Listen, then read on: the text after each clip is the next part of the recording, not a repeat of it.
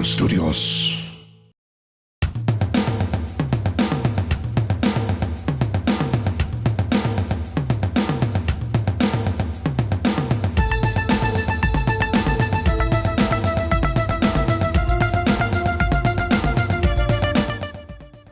Welcome back to Laughing in the Dark, the podcast where I hang out in haunted places with comedians. I'm your host, Sara Jones. For this episode, I got to hang out with Chicago comic Ron Ervin. Ron Ervin is a Chicago comedian originally from Cincinnati, Ohio. He performs all over the Midwest, including such staples as Second City, I.O., Annoyance, and countless other fantastic independent shows. He can be seen regularly on the NBC drama Chicago Med and in upcoming independent features, Working Man and Final Choice. Ron has a podcast of his own about movies called Adult Films with Colin and Ron. Ron Ervin and I got to visit Death Alley in Chicago. Death Alley is the site of the devastating Iroquois Theatre Fire of 1903. As always, be sure to check out the Instagram for pictures that go along with this episode. You can find us with the handle @LitDarkPodcast. Here's the episode. I hope you have fun. So we are in an alley on Randolph Street, West Randolph. Yes. Randolph, and then I'm facing this way is State Street. State Street, yeah. And let's see. I mean, what do you see? How would you describe this if someone was blind walking with us? It looks like if somebody was blind. Oh, fuck. Yeah. Well, if somebody was blind, I was going to be like, it looks like back. Or let's say, hypothetically, a listener on a podcast wants to know visual. Just imagine, it really does look like the back behind kind of alleyway entrance to every Broadway show movie, you know what I mean? When they go backstage and they go back into the alley. They're like smoking cigarettes. Like this. Just... I mean, this is exactly what it looks like. Yeah. There's a fire escape ahead of us. There's show posters on the wall to the side of us. There's literally a big sign that says stage door. There's another theater entrance right across the street from the alley. Yeah, well, and we are in the theater district of Chicago. Yeah. So there are a bunch of cool theaters right here. Yeah. We're right behind the Netherlands. Right? Yes. The Netherlands. The Netherlander. Netherlander? Netherlander. That's Netherlander. it. Say that 5 times fast. Netherlander. No, if you do that, it'll accidentally turn into a racial slur, and I don't want to encourage that. Yeah, try not to do that. Yeah. So that's where we are in Chicago. Yeah. And this is a very, very old alley. It's known as Death Alley. And we'll get into all of that. I think this is just a dumpster right there. There's actually 2 dumpsters, not to split hairs here. Yeah. There's 2 dumpsters right there. My purse and our belongings are sitting on the side, but we're both kind of vulturing around it. Oh, absolutely. Yeah, you got it. You got it. But yeah, anyway, so there's 3 really gorgeous theaters here. There's the Goodman. Yes. We're right behind the Netherlander. The Netherlander. That one. And then the Chicago Theater. The Chicago Theater, yeah. right, where Carly Rae Jepsen is Carly Rae tonight. Jepsen is performing tonight. Jepsen? Yes. Jepsen? Carly Rae Jepsen. Jepsen. Yeah. Great. So she's a person. She's performing here tonight. The Chicago Theater is kind of more like the touring acts and stand-ups and things like that. And these are more kind of like the Netherlander is a Broadway and Chicago theater. And Goodman, same kind of deal. You know what I mean? Yeah, so that's kind of the feel for where we are. Do you want me to start diving in? Yes, Yes, but. Yes, and. We are in the theater district. Okay, yes, and. Go into completely graphic detail. Always. Yeah. Sir. Yes. Have you listened to my show? I have. Really? Yeah. Oh. I listen. I think I started a couple episodes just to get a feel and understanding. Yeah. What you're in for? I was. What was the one? There's something where I think there was a great moment. I forget the one I was listening to today. You're in a basement somewhere in Portland, and somebody turns on the lights somewhere, and it's a dude in a ponytail. And you're like, can you turn the lights off when you leave? And he's like, yeah, whatever, I don't give a shit. Oh, was it the Shanghai Tunnels? I think, yeah. The Jeremiah Coughlin? Yeah. That was, we were just we're like, there's spooks down here. And he was like, get the fuck out of here. Yeah, you kids, let me know when you're done. Yeah, exactly. Yeah. That's, I think that's kind of what's happening there. All right, so this is the story that tour guide is telling those, how many people do you think are there, 30? Maybe upper 20s. Those tourists are hearing the story you're about to hear right now. Okay. So On December 30th of 1903, Okay.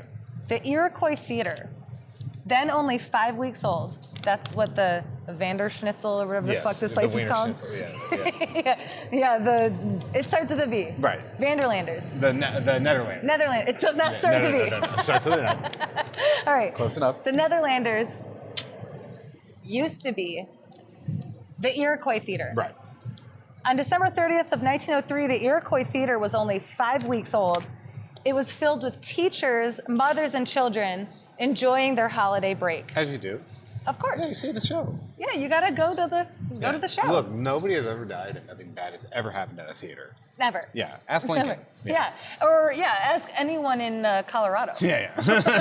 It's an enduring thing. Yeah. So they had all come to the Iroquois Theatre to see Mr. Bluebeard, an over-the-top musical comedy starring Chicago native Eddie Foy. Okay. Do you know who he was? I do not. Me I'm neither. Not familiar, yeah. It was the matinee showing, and there was a full house. Okay. Do you want to hold my pages when I'm done? Cool, thank you. I didn't have a stapler this morning. Oh, no, you're fine. When I say it was over the top, I mean it. Mr. Bluebeard was a musical in 3 acts with 300 to 400 cast members. Ooh. Think about that many people in a small theater in the early 1900s. Yeah. 1903. Yeah. It featured scenes from around the world with actors masquerading as animals and even a suspended ballerina, like an aerial ballet. That's a lot in 1903. But also back in the day, they went all out. No, yeah. I mean, the there was no circus unions. There was no OSHA. Yeah. That's right. Yeah. So I'm not sure if the original Broadway show was connected to the Grimm's fairy tale Bluebeard, which is about a man who murders several wives. Okay. This fairy tale was believed to be based on Gilles de Rais. Yeah, I think that's right. Gilles de Rais. Gilles de Rais. I'm going to spell it. It's Gillesderais. That sounds right. Whatever. Yeah. He was a 15th century Breton nobleman and serial killer. I swear these are my notes. I just can't pronounce words. That's fine. So basically, this was a serial killer in the 15th century, and the Grimm's brothers wrote a fairy tale about him called Bluebeard. Okay. I think that's what the Broadway show was based on. Okay. When I went over the script, it seemed like loosely The show connected. that the people were at. The show that the people were at, at the Iroquois Theatre. Yeah, I think it was based on that Grimm's fairy tale. Okay. Either way, the show itself got less than shining reviews. The show started in London and was brought over first to New York before it came to Chicago, naturally. Okay. There were apparently racist themes, like a Broadway song titled Oriental Slaves Are We. I mean, it was 1903. Right. And that's what people did in 1903, which is like terrible. I watched a movie from 1940 the other day, and I wanted to blow my fucking brains out. Why? The past is ridiculous. Yeah. Our grandparents should be ashamed. Yeah. Of all of it. I will stand by that. I don't know, whatever. Well, and the worst, it's a movie that's kind of heralded as like a classic of American cinema. It? It's called The Philadelphia Story with Jimmy Stewart, and I can't remember her name, Katharine Hepburn, I think it was. Okay. She like produced it, and this was going to be like a big comeback, and whatever. The past is terrible. Burn all of it down. It's fine. Whatever. Well, funny you should say that.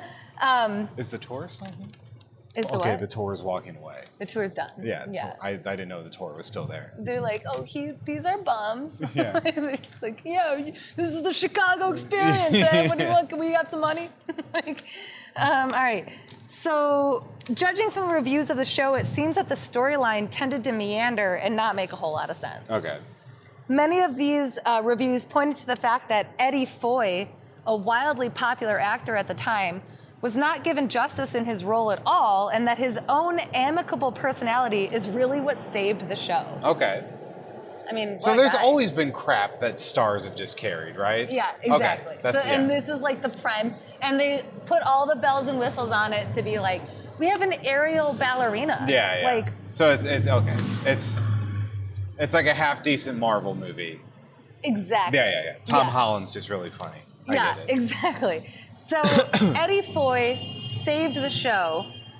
This is Chicago, by the way, listeners. So just like we are hang in literally in the heart of downtown Chicago. Yeah, so believe in us. Yeah. In fact, I think the sound quality is probably better than we could have hoped for in this little alley. Honestly, yeah. It could be a lot worse. Yeah, that's true.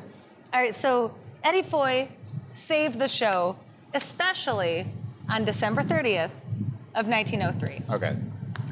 It was the matinee showing of Mr. Bluebeard at the Iroquois Theatre, and everyone had made it a pretty big deal.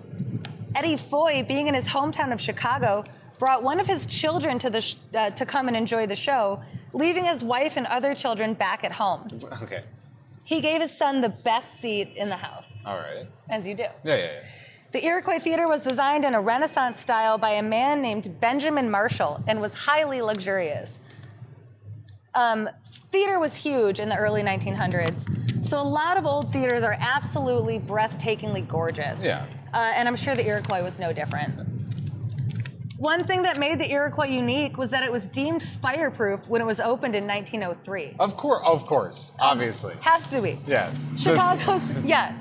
the science of flame retardant was peaked in very advanced. 1903. Yeah. Chicago's building commissioner George Williams and fire inspector Ed Laughlin famously declared the Iroquois fireproof beyond all doubt. Oh boy. Much like how the Titanic would go on to be declared unsinkable 9 years later. Yeah, it sure was. So this is 9 years before. Did you the hear Titanic. that they're building a scale model of the Titanic and it's going to sail the same route?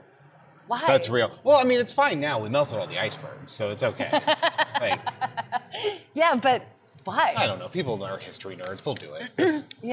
People will pay. Like, I'll probably get on it. Yeah. But still. That's the whole thing. Look, I get on it for, my morbid curiosity of, what's going to happen. Yeah, no, there's so many stupid things. I'm like, are you fucking kidding me? Of course I'm on board for that.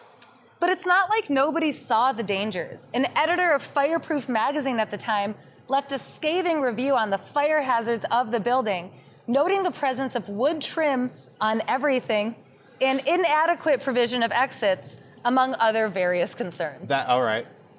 So just everything was made out of wood. Right. Okay. All right. What made it fireproof then? Fantastic question. Yeah. A captain from the Chicago Fire Department had similar concerns, noting a lack of sprinklers, alarms, telephones, or water connections. When the captain pointed out these deficiencies to the fire warden, he told him nothing could be done because the warden felt these complaints would just be dismissed by the owners. Okay. These people were probably particularly disappointed, yet, unlike most people in Chicago at the time, not surprised when the theater erupted in flames during that fateful matinee performance. Did a cow kick over a candle? No, but close. Okay. We'll get there. All right. The firefighting equipment they did have on stage, and you said, okay, so what made it fireproof? Yeah. This is that part. The firefighting equipment they did have on stage was 6 kill fire extinguishers, which were a form of dry chemical fire extinguishers typically used in residential chimney fires. It was basically a tube filled with 3 pounds of white powder, mostly sodium bicarbonate. The user was told to, quote, forcibly hurl, unquote, the contents of the tube at the base of the flames. Okay. So I get, so just because they had those, they declared it fireproof beyond reasonable doubt? Okay, first of all, it's dumb to do that anyway, no matter how fireproof a place is.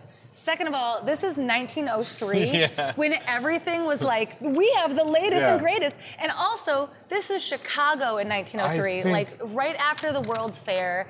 They're trying to be like, we are the new up and coming. This is the place to be. I think everybody just had hepatitis in their brain. They probably. Yeah. So basically, they had this thing full of sodium bicarbonate and flour. And they were told to just forcibly hurl it at the base of a flame if they see fire. Which I can see working. I see what they're trying to... It's basically a fucking fire extinguisher that doesn't... But is it fire? But it's manual. It's really... So since the fire started above the stage, the kill fire was effectively useless since the powder just fell to the ground. Yeah. It wasn't happening. More than 1,700 patrons had gathered together on that cold December day in Chicago to witness a spectacular performance. Nearly 600 of them would never make it out of the theater. 600. Holy shit. During the second act, around 3:15 that afternoon, a spotlight operator noticed a spark on stage. That spark would ignite the tops of the curtains, soon catching the decorative and flammable backdrops. The cluttered backstage area was full of more wooden stage props and various oily rags. Oh, well, of course, because of course it was. Because that fireproof building just needed to be tested. Put that in the oily rag room. Exactly. Like, so the whole place, like, up in flames. Oh my God. Eddie Foy, dressed up in his... Don't throw those oily rags away. You know I say those for the kids. You could use them. I say them for the children so they can use them. Put it in the room. They do their face paints with them. It's good. No, it's fine. They all have cancer already. It's okay. All right. So Eddie Foy, dressed up in his costume, ready to perform in his next scene, came on stage and attempted to calm the audience. He told the orchestra to continue playing. Oh boy. I know. And the audience members to stay seated as stagehands scrambled to contain the flames. No, you keep playing. Wow, what a fucking man. Why would you do that?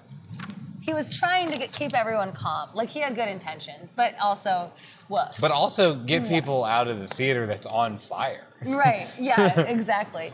Well, and can you imagine sitting in those seats and seeing flames? Like, you're supposed to be at a show, so part of it is like, is this part of the... Yeah, okay, it's not part of it. Wait, the orchestra's still playing and we are gonna die. Yeah. Like, that is crazy to me. Yeah. No, that wasn't a good move.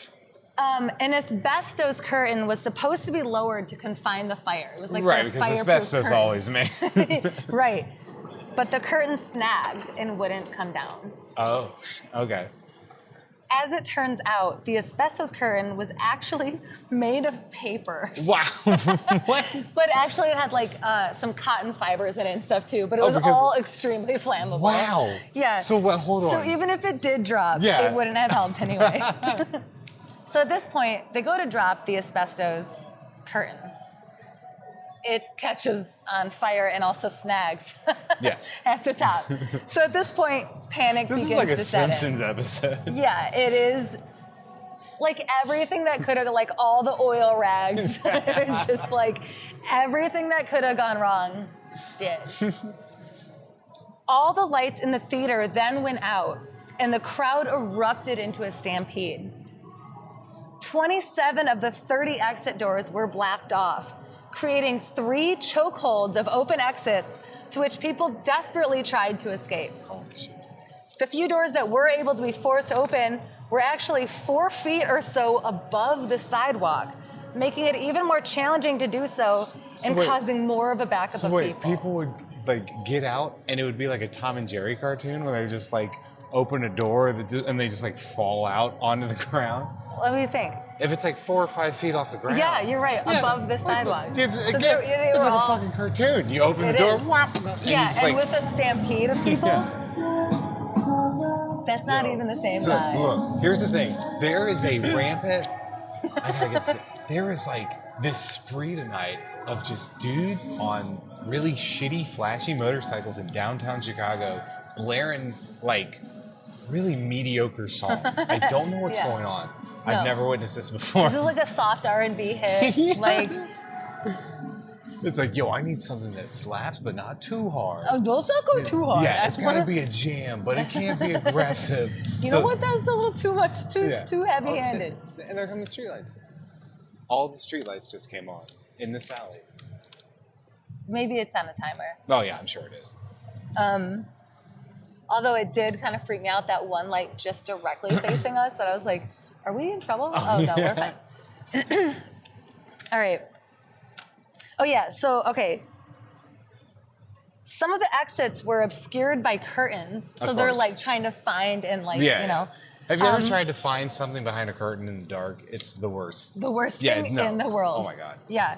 While several were guarded by metal accordion gates, like, you know, those old, like, metal gates. Yeah. Locked firmly in order to keep those from the upper levels from sneaking down to better seats during intermissions. Oh. But 27 out of 30. Like, that's probably one of the reasons they called it fireproof, is they're like, there's 30 exits. Like, Yeah. I mean. Yeah. And then they blocked 27 of them off, like, fuck you. That's great. So 3 exits were available for people. That's Crazy. fantastic. As the cast members began to understand the magnitude of the danger, they ran backstage and opened a backdoor area.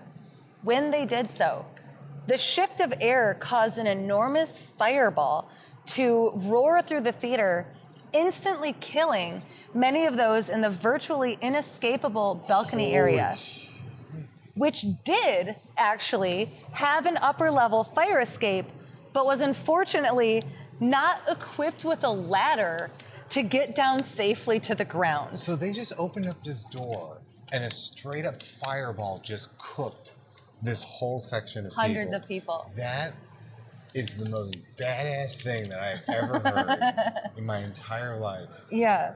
Wow. And then the people that were on the balcony, those are most of the people that died. Right. But if you look up here, so it would have been right here. Yeah. The people that were on the balcony up there was actually a fire escape door, but there wasn't a ladder leading up to it. Like someone just didn't have the foresight to put that up there. Wow. So they basically opened it like, we found an exit, and then they're like, oh, fuck. Yeah. And some people from there just jumped and fell to their death right where we're standing. Well, yeah. Better at least try, you know what I mean? Exactly. Yeah. But then, oh wait, here's that. Oh yeah. You're welcome. These don't have to stay in order, but I love how every time I give you a sheet, you go back and read some of it. Oh, yeah. Just to kind of like digest everything we just talked about real quick. Yeah, to keep it all in. Yeah. All right, so some people just jumped. Then workmen in the neighboring building, which since we're standing here, you can see the neighboring building is really close. Yes. It's literally, how many feet is this? Like 10 feet? Yeah, it's not super narrow, but this is a fairly narrow alley. It's a pretty narrow alley. Is it 10 feet? Like maybe Let's see. 15? I have like a size 13 foot, so I'm pretty. All right, 1. You're like, I am well equipped 3, for this. 4, 5, 6, 7, 8, 9, 10, 11, 12, 13, 14, 15 feet. Yeah. Okay, so there's like 15 feet between these two buildings. Yeah. All right, so the first two attempted it, they fell to the death, but a handful of people were saved that way. Okay. As for the aerial ballerina that we talked about earlier, Yes. she had become trapped by her rigging and would not make it out of the theater alive. Oof. Dangling. That's a rough one. How has Eli Roth not made a movie about this yet? It should be a movie for sure. Oh, man. I can't believe it's not. And also, it's like kind of a forgotten part of Chicago's history in a way. Like, you live here, you didn't know about this. I'd never heard of this. You know what I mean? Holy shit. So it's nuts. So, however, the fireball was powerful enough to blow at least one exit door open. Okay. Aiding in the escape for some who had been trying desperately to work like unfamiliar locks, trying to... bodies in the building were piled 6 deep. Most of the people who died instantly were in the balcony seating. Some people were knocked down from falling bodies, but were able to be pulled out alive from beneath other burned victims. Wow. Nuts. All told, nearly 600 people died. Some estimates go above 600. Mostly women and children. In the building before firefighters could even arrive on the scene. What? Holy shit. How did women get the short end of the stick even in a fire? Well, the show was mainly women and children here for it, because it's like a children's show. Because it just sounds, I don't know, it's just because the 1903, everybody was terrible. It's like, use the broads and the kids as a shield. Burn them up. Yeah, just like kicking kids. Exactly. All right. So the scene was described as worse than what was pictured in the mind of Dante in his vision of the Inferno. Oof. Nearly 400 or more would be injured, around 30 dying later from their injuries. So that's on top of the 600 people dying. The following morning, a headline in the Chicago Daily Tribune would read, "Burned and suffocated. Women and children at holiday matinee audience sacrificed to flame and panic." Wow. I thought that was a beautiful headline. Holy shit. Yeah. In one of his memoirs, Foy, our guy, the main guy, he wrote that he watched helplessly at the upper levels. He watched the formation of a mad animal-like stampede and described what he heard as their screams, groans, and snarls, the scuffle of thousands of feet and bodies grinding against bodies, merging into a crescendo, half wail, half roar. Shit's wild. Wow. But he did run out and grab his son at the moment of emergency. Oh, so I okay. think his son made it out alive. Clearly he survived it. Yeah. So Of course he did. he's famous. Yeah. The disaster would go on to inspire. Of course I'm going to live. I'm famous. Come You're here, like, son. Obviously. He's like, we have a limo waiting out Obviously, back. son. Come here, son. We've chartered a bus to Los Angeles. Yeah. They've got like snacks. They're all comfortable. Yeah. Like, It's like they're the only ones on the bus. It's like a tour They're bus. roasting marshmallows on the side of the fire. Just like some people in there are really fucked. No, son. I'm famous. We don't die. We're rich. Yeah. We're not gonna die. You're never in real danger. All right. The disaster would go on to inspire far more stringent regulations of safety for patrons in businesses. I mean, that's good. Yeah, That's a it's good very thing. Yeah. good. Days after the tragedy, the Chicago Tribune wrote, "The only atonement that can be made to these hapless victims of negligence is to make the theaters of Chicago absolutely safe so that none others may meet their fate." Within days, all theaters in the city shuttered their doors until they could be adequately inspected and repaired to a higher standard. National headlines encouraged other cities to subject their theaters to similar scrutiny. Yes, that's a good thing too. Jesus Christ. Agree. 100% agree. Wow. Among some of these changes were stipulations that endure today that you, if you've been to a theater, will surely recognize. It was stated that 1, no oily rag room. oh no, those persist. Yeah. They need those. Come on, we can't get rid of everything. Like, we'll build the fire escapes. We got to keep the oily rag room. I can't move it out of the theater. What if I need it right then? What if I'm saving it for the children? After those regulations, of course we don't have the oil room. All right, so it was stated that doors to theaters should be rigged so that even if you can't open them from the outside, you can still push them open from the inside in case of emergency. Oh, okay. This is now something I'm going to test at every theater I go to. Fair enough. Just I want to see if that's true. As you should. Yeah. Does this count movie theaters as well? Probably. All right. I don't know, Fair. but I would imagine. Yeah. The lighting of exits, aisles, and corridors came out of this tragedy as well. Oh. Like, down the aisles. Yeah. As well as the now familiar red light to be kept burning. Oh, no, I just...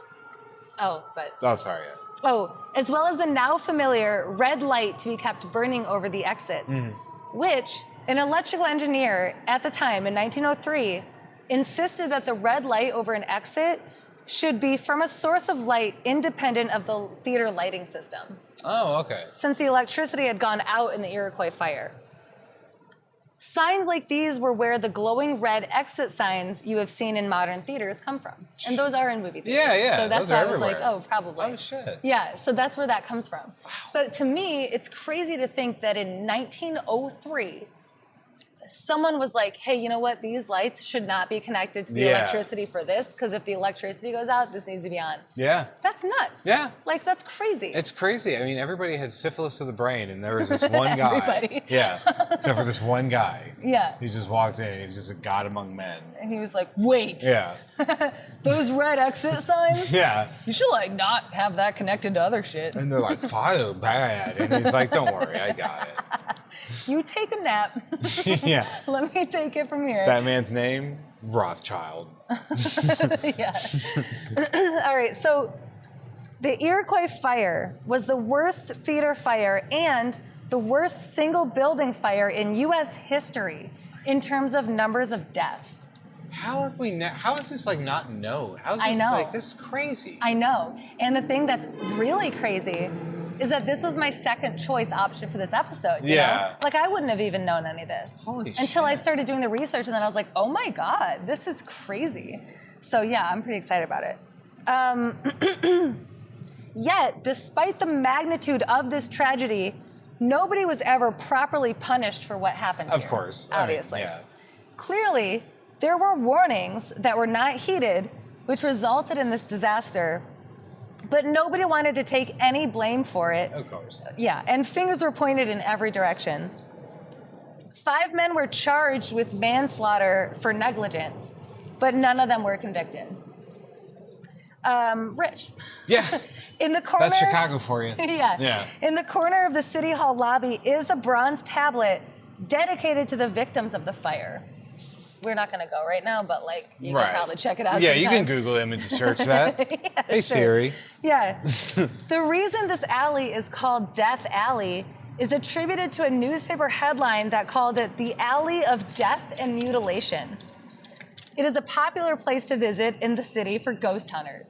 Fucking clearly. There's been 3 tours through here in the last, how long have we been here? Half an hour? Yeah, and everybody's been like quintessential Midwest tourists. Yeah, like long shorts that are also still too tight. Yes, yeah, absolutely. And like a hoodie tied around the waist, half visor. Pudgy sun. Pudgy sun with misplaced confidence. It's like, yo, that's a classic pack. That's a classic fat Midwestern sun right there. Very confident. And thank you for your strut. Yeah, thank you for your service, sir. Like that kid. Oh my God. He's just whatever. This is boring. Yeah, the worst part is I was that kid. That was totally me. That was 100%. You're like, me. this is just coming from the heart. Yeah. Well, I mean, I'm from the Midwest too. Yeah, we all know. Yeah, it's like I see you, kid, and you're valid. Like you'll be fine. You'll be just fine. Yeah, it's gonna be okay. Just like start lifting weights. Yeah, like, you'll be just fine. Oh my God, that's so true though. What that whistling? It's Chicago. Yeah. Those are the sounds of. It was out. It was like getting closer. It was weird. I don't know. Yeah, the sounds of silence was not written about Chicago. No. Okay. This alley is said to be haunted not only by a number of spirits, but also by ghouls who were said to have plundered the bodies of the dead, taking on false identities and claiming the money and jewelry left behind. Wow. Okay. In fact, the first people to enter the building during the fire weren't rescue workers or firefighters. They were ghosts. No, but yeah. It's just totally M. Night Shyamalan, like, the ghosts actually got them. That's ultimately how, that fireball, ghosts. Yeah. No, they were instead people pulling necklaces off of corpses and cutting off women's fingers to take their rings. Shit. Yeah, so some people think this alley is also haunted by those people. I would too. Yeah. If that's what you did to me. Yeah. Well, no, I probably wouldn't care. I'm dead. No, but I don't know, the guilt of them, or maybe, I don't know what they meant by ghouls. Maybe they thought it was like an evil entity that wasn't even a person. What's the difference between a ghost and a ghoul? I don't know. See? That's why I was like, there's a distinction. I'm looking at these sources here. That's what the History Channel website can't tell you. That's what they can't tell you. I think it was from the History Channel that said that, actually. The ghouls. The ghouls. Ghouls. Ghouls and ghosts aside, the site is undoubtedly haunted by the horrifying memory of the tragedy that transpired here. Ken Melvoin Berg, I don't think I said that name right, the co-owner of Weird Chicago Tours, insists that more incidents of paranormal activity happen in this location. What if this is Weird Chicago Tours that's right behind us? It probably is. Tours. It probably is. Shit. That's what I'm saying. There's been, what, 4 of them so far? Yeah. Yeah, that probably There's is a car coming, by the way. Just FYI. It's okay. All right, so this guy, Ken, insists that more incidents of paranormal activity happen in this location. Why are they so slowly driving up to us? They stopped. Did they stop next to my purse? No. Well, the cars stopped right behind us. Oh, okay. It's probably because they see 40 fucking people in front of them. Like, we're just actors going over our lines. Yeah. You know, we do the fuck we want. I'm going to look at him all intimidatingly like, what the fuck are you doing here? And then maybe he'll just be embarrassed and then he'll leave. I think he's just waiting for them to clear out. Yeah. Okay, so this guy insists that a ton of paranormal incidents happen in this location, more than any other place he takes his tours, including photographic anomalies of ghosts caught on camera and shadow people. Okay. He's even seen a full-body apparition as real to him as any ordinary person walking around here. Okay. So there are people... This would be a cool place to hang out overnight. turn these streetlights off. I know. Like 4 o'clock in the morning. I didn't know it would be lit up by streetlights. And that's the whole thing. I mean, downtown Chicago is like most downtowns. After a certain hour, nobody's down here because it's mostly just for people who work down here. Yeah. Oh man, that'd be great. Yeah, it would be. I wonder if those people ever experience things down here that are here. Hey.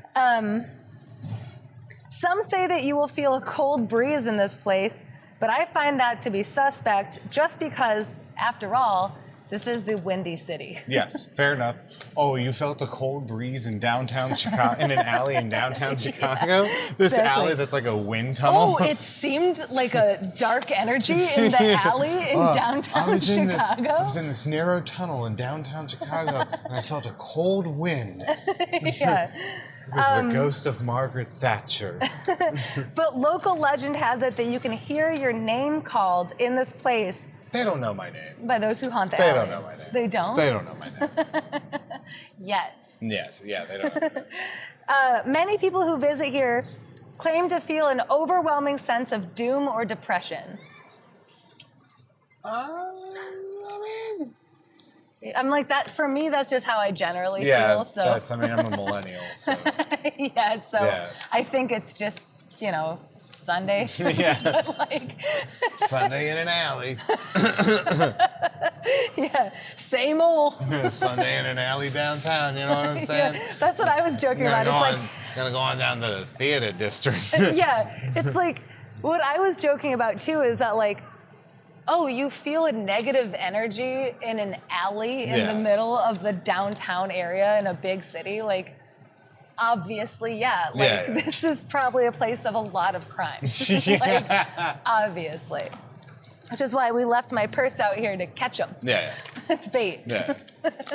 Bad boys, but you what have you been working out for? Let's see what you're doing. Yeah. What do you got? Nothing. No, I can't. I don't feel comfortable. Yeah, I'll feel comfortable.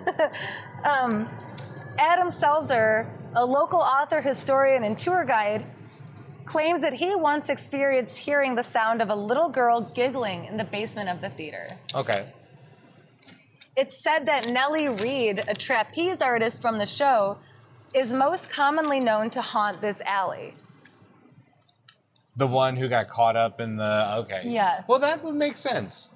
I would do that too. What a brutal way to die. Yeah, where are you going to go? You know what I mean? Yeah, she's all tangled up. Yeah, where are you going to go after that? You're like, I'm all tangled up. I'm not going anywhere. Also, I'm tied up. She died at her prime. Yeah. She died at the top of her game. Yeah.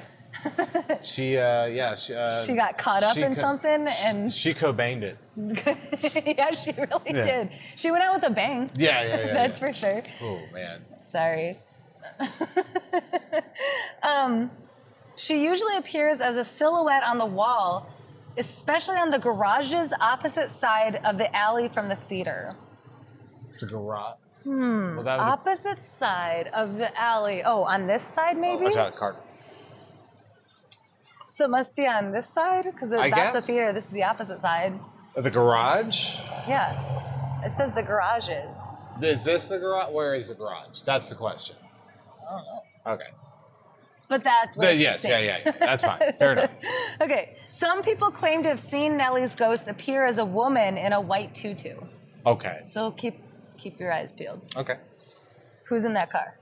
Yeah. It's not Nellie? No. Okay, good. But Nellie isn't alone. It's believed that several hundred ghosts haunt this alley, likely the roaming spirits of the women and children who perished here. How do you feel about ghost kids? Ghost kids? Yeah. I'm fine with them. Okay, good. I don't want them in my neighborhood. Well, they can do whatever they want, just as long as it's not near me. Yeah. No, I think I feel the same way about ghost kids as I do about I think pretty much all ghosts in general. Yeah. Okay. So you're not particularly. It's not like your thing. No. If you were to have your thing, what is it? What do you think? Like the thing that scares you. What's your thing? Ooh, the thing that scares me. Well, I mean, phobia-wise, I'm scared of heights. I can say that. Yeah. I mean, as far as if you're talking kind of like creepy horror movie wise-ish, I don't know. What does scare me? Things that are just, I guess, stuff that's unsettling. stuff that's like very more subtle. Yeah. There's a movie. I guess if anybody's listening, the last horror movie that I've watched that legitimately like got to me and creeped me out is called Creep. It's on Netflix, and there's Creep 2, which is fantastic too. It's a Duplass picture for anybody who's fans of the works of Duplass. Yes, I can't recommend that movie enough. Creep. Really? Watch that. Okay, yes. For a second I was like, really? And I was thinking of Jeepers Creepers. Oh yeah. Well, Jeepers Creepers is a classic too. Yeah. No, Creep I think is the epitome of what just freaks me out. Just like very subtle, long, drawn out, like I don't know, like there's like silence, like weird silence. You know what I mean? Yeah. I don't so, like suspense building. Yeah. Like there's a whole scene in Creep where a dude is just trying to leave this guy's house, and the guy just stands in the doorway wearing this like wolf mask, and he just like stand there in like silence for like 3 minutes. Nothing happens.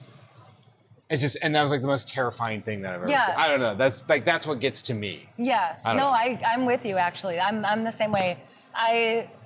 It's the subtle stuff that gets me way more. Like I'm not afraid of monsters. Yeah. Jump scares don't get to me. Like little kids don't freak me out. Clowns don't freak me out.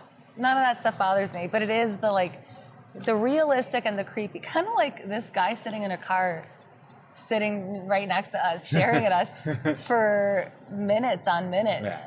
Yeah. Great. Seltzer spoke to the WBEZ radio station about the events and says, speaking about the deaths in the Iroquois Theatre, he says, imagine you're getting shoved off of a fire escape and what's going through your head the last split seconds before you hit the pavement. That kind of heightened state of emotion, some people say, is where ghosts come from. The reeks and fumes of your puddled brain. So if you think about that, like the moment you're about to die, that heightened sense of like, oh shit. Yeah. And there's a stampede. And like to me, what gets me is the idea of like, there's no exit signs, right? Those haven't been created yet. Right. So you're digging around looking for an exit, and then you think you finally find one. And then it's a fireball. It's literally a fireball. And then either it's that, or you think you get one, and then there's no ladder. Can you imagine that? Like, fuck that. Yeah. So to die in that state might be why they haunt this alley. So ghosts are created in deaths of distress.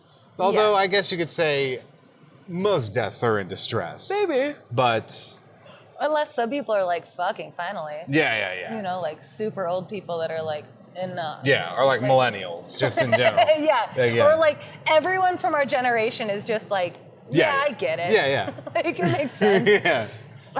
Yeah, no, for sure. Somebody made a joke a while back of like, I think everybody who's in a Costco is just a giant collection of people who don't know that they can kill themselves.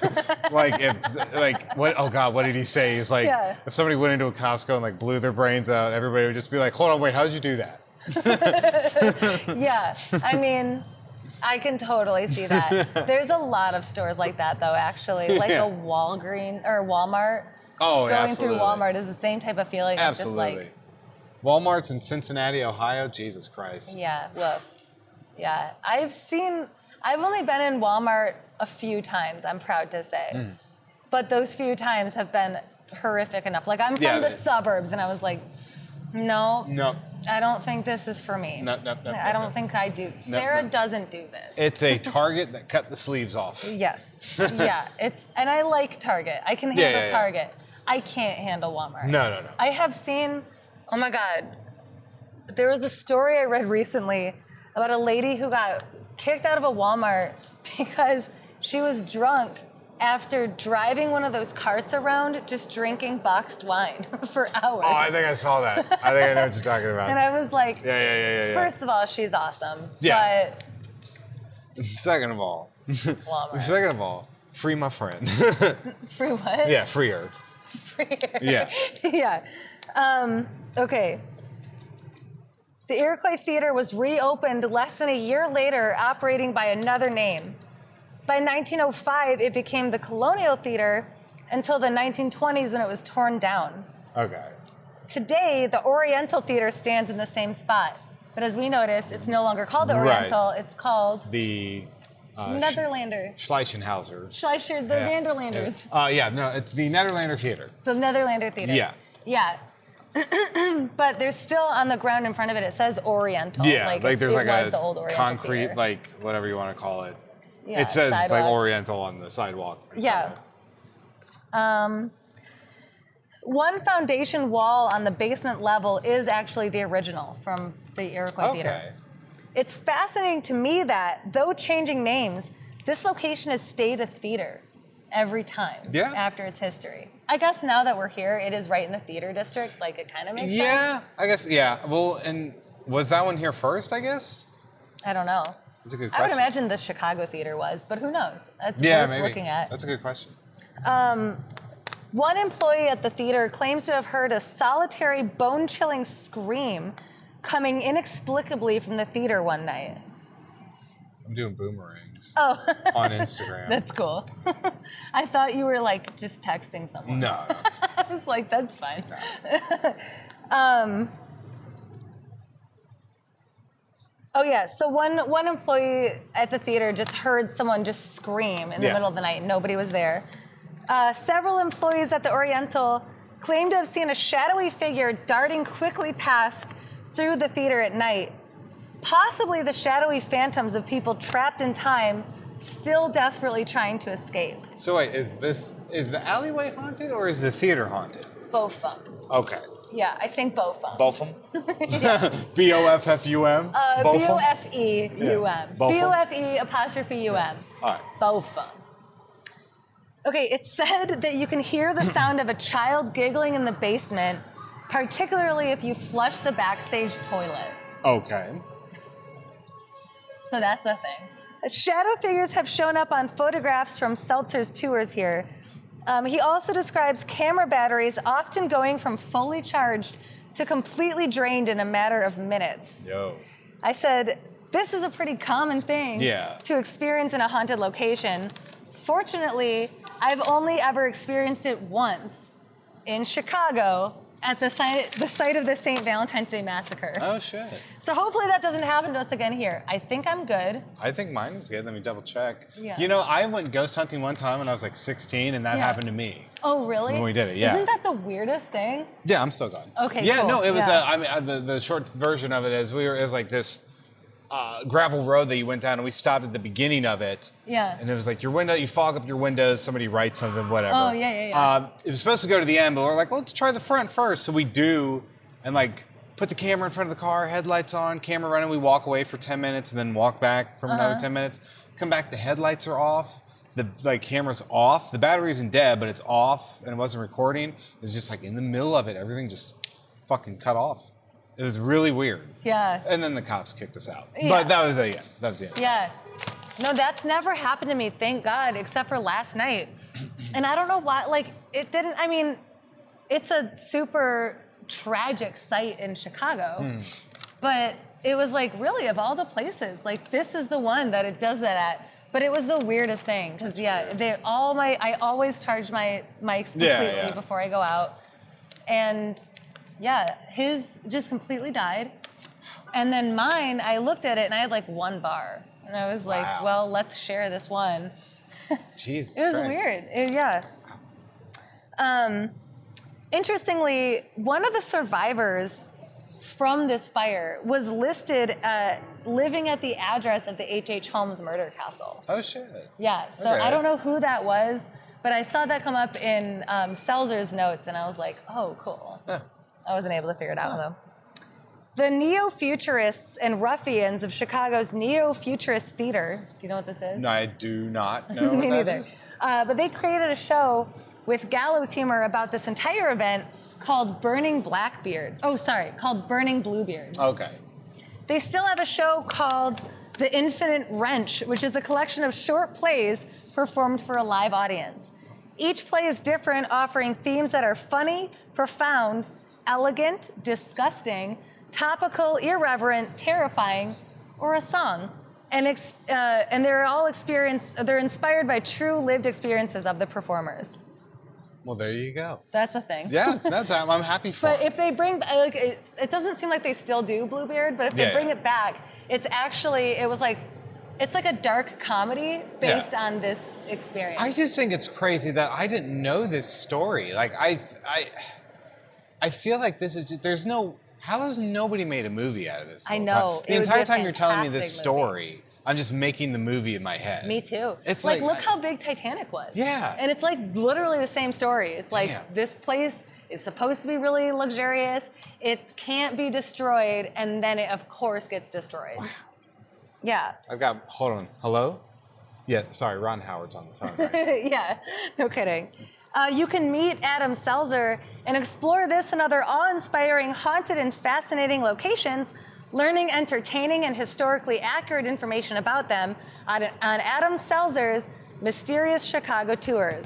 Visit mysteriouschicago.com for tour dates. There you go. You got it, dude. Boom. You got it. So yeah, we did it. We got through the material.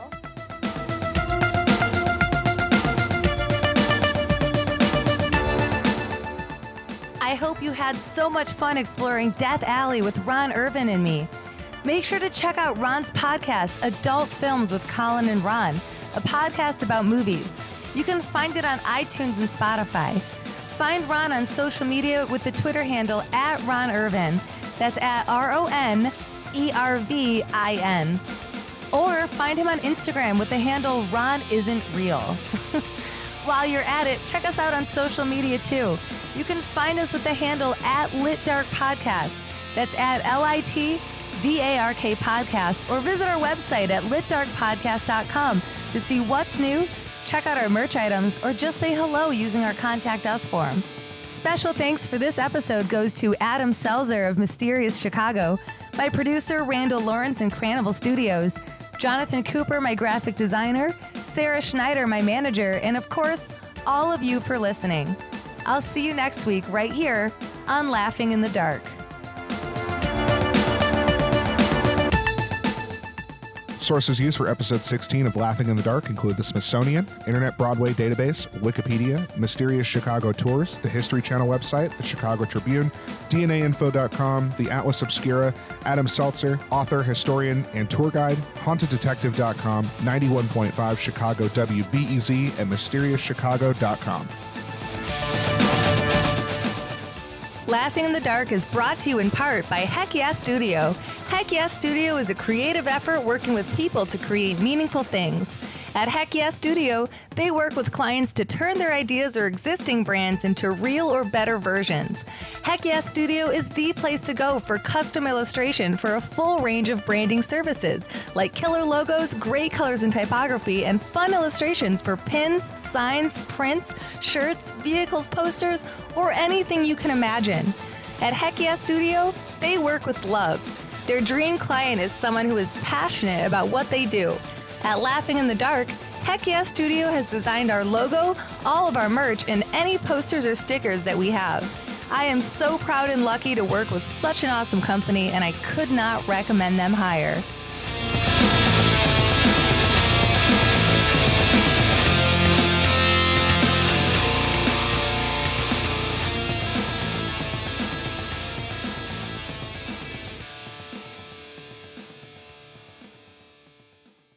I'm Mike Logan. I'm Garrett Elzinga. And this better be good. It's a weekly podcast where two comedians review a movie before seeing it and review it again after seeing it. We'll also talk about the hottest news in movies, like how badly is MoviePass doing? Oh, it's done?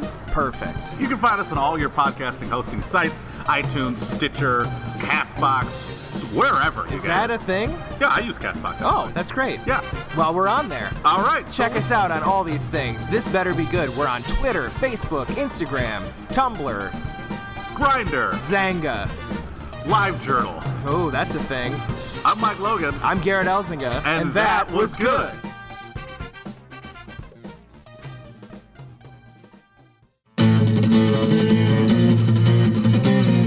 Cranival Studios.